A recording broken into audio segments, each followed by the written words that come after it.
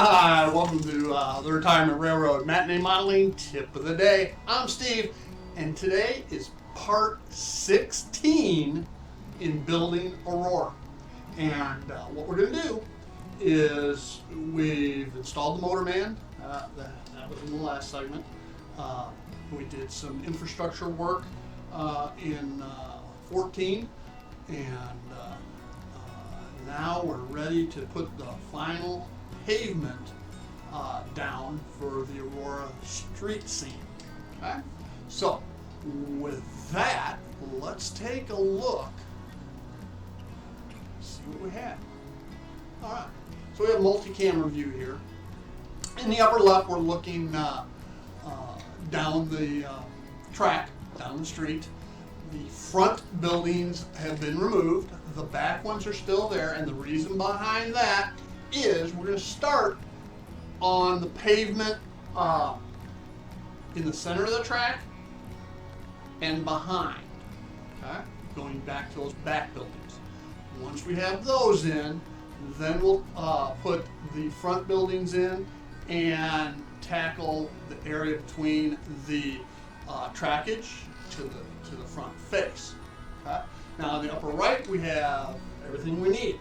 All right? I have two cartons of Smooth It from Woodland Scenics.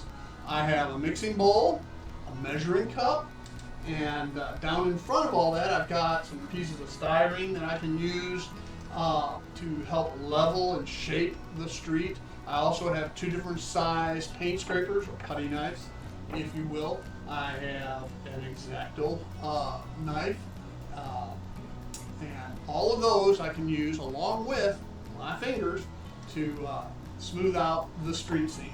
In the lower left, we have an overhead shot of one end of the layout, so you can get an idea of what's going on, and then a down the street view at track level, looking back towards where the lower left side is. Okay. Now you notice in the center of the track there is a white strip, just like on the lower right and lower left. Those are where the sensors are, and I covered the sensors pre-installation in 14 and the actual installation wiring up in part 15.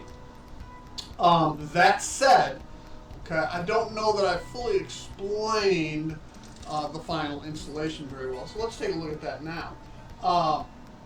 The sub roadbed is plywood, okay? And what I did was I cut out a sliver of plywood about the size of one of my neodymium batteries. Not batteries, I always say batteries, I don't know why. But neodymium magnet, okay? So there's a groove, if you will, in the sub roadbed for in the plywood, okay? And then underneath that is a thin strip of styrene, okay? So that the sensor sits on top of that styrene, but below the railroad ties of the track level, okay? And you'll see there's a small strip to the left and a long strip to the right.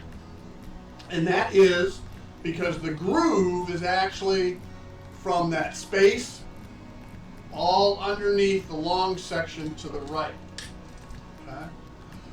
The section to the left is nothing more than a smooth it block, if you will, so that I stay away from that sensor when I do the pavement. All right. So that is how it is, and that sensor is long and thin, and basically Autoscaled Engineering has three different types of sensors. You get two sensors included with the motorman, and you can choose the under track that shoots up between the ties, or a sensor that's above the track that shoots across the track on the horizontal. So one shoots up vertically, the other shoots across horizontally. I chose the ones that shoot across the track on the horizontal, but I installed them, all right, under the track, shooting up on the vertical. And that is because of the low profile I needed because of the staging track underneath. I couldn't have it hanging down because sure as heck I'd back a train into the staging area and break the sensor. So hang on one second, I'll show you what a picture looks like underneath.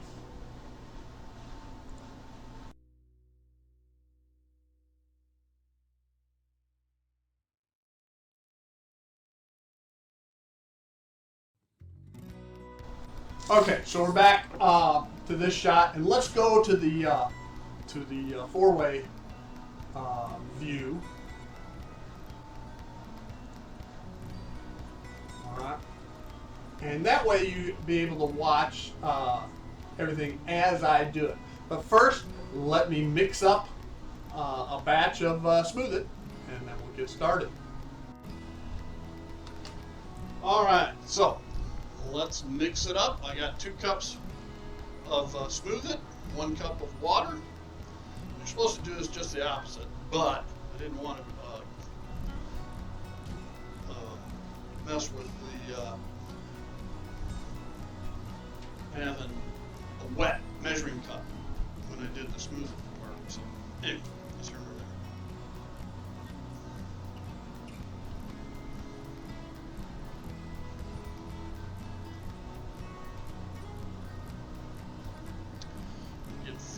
About 15 minutes of working time.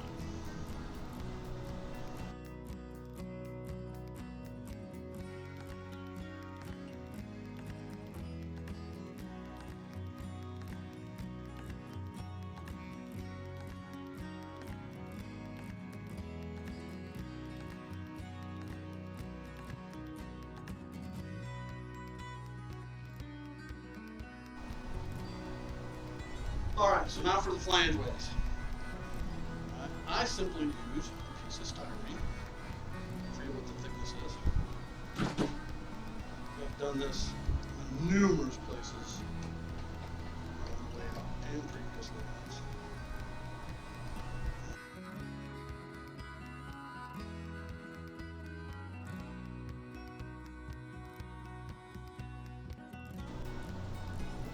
About a half an hour's gone by. And I've gone through and simply used styrene a couple times to clean out the flange ways. Then I come by and what I call cut the pavement. Right, that just go right on top of the rails, and it will shave off, smooth it on both, in the center of the rail. Both sides.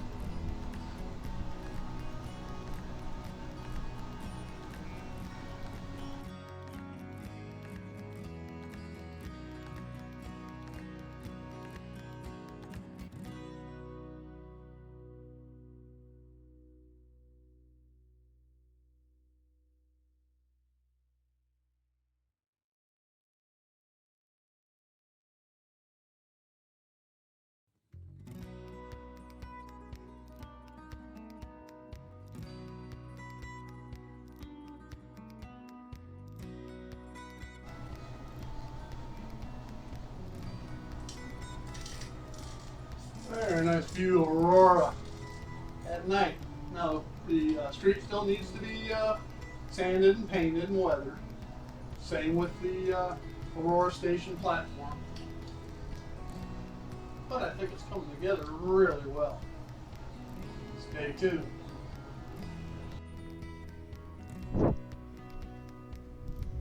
All right, so plaster's all down.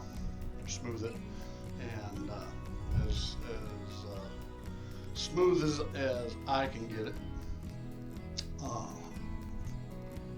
in the application process anyway.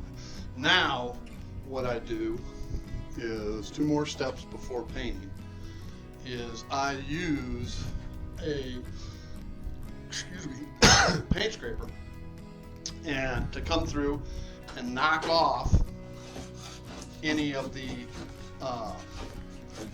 high little areas. All right, and to get a somewhat consistent or consistency to the elevation or level of the pavement. And since the tracks sitting on ties, etc., are slightly elevated, the street itself has to slope down on each side to the buildings.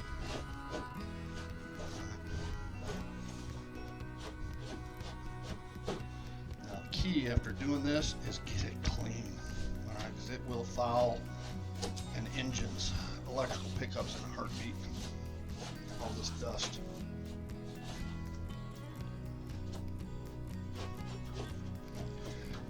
And a lot of this won't even be seen because of the buildings and such.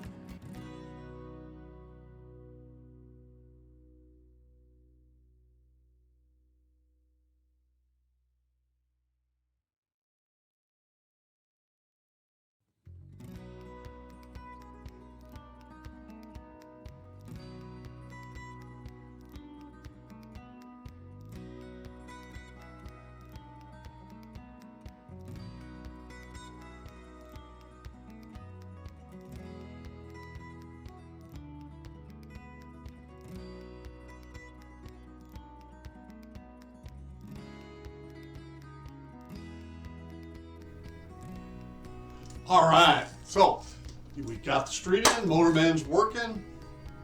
I mean, I couldn't be happier. The scene is really taking shape. And one thing I did decide to do was I'm going to add some more lights to the Aurora station platform. I've extended the platform, doubled the length of it, and so I'm going to add some more lights. So now, what's left with Aurora? Still have the front concrete block fascia to put on, and a lot of detailing, people, all kinds of stuff. All right. So with that, I want to thank you for joining me here at the Retirement Railroad Matinee Modeling Tip of the Day. I'm Steve, and y'all have a great day. Bye now.